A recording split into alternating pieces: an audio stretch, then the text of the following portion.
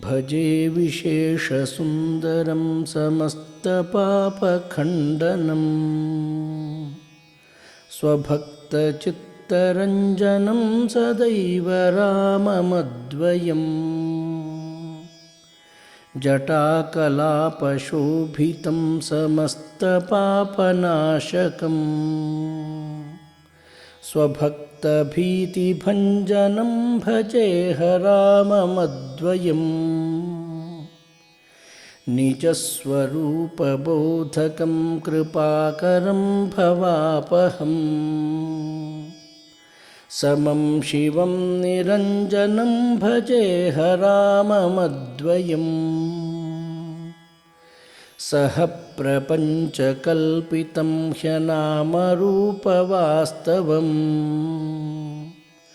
निराकृतिं निरामयं भजेह राममद्वयम् निष्प्रपञ्चनिर्विकल्पनिर्मलं निरामयम् चिदेकरूपसन्ततं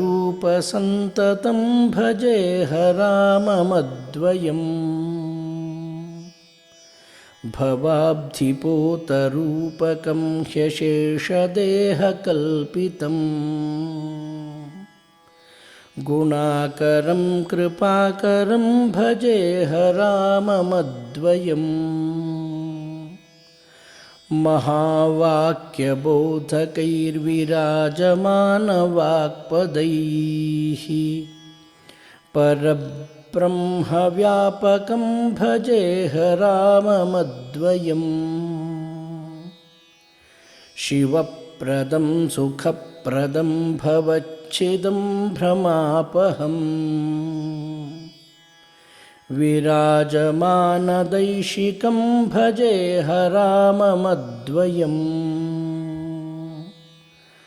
रामाष्टकं पठति यः सुकरं सुपुण्यं व्यासेन भाषितमिदं शृणुते मनुष्यः विद्यां श्रियं विपुलसौख्यमनन्तकीर्तिं सम्प्राप्य देहविलये लभते च मोक्षम्। इति श्रीव्यासविरचितं रामाष्टकं सम्पूर्णम्।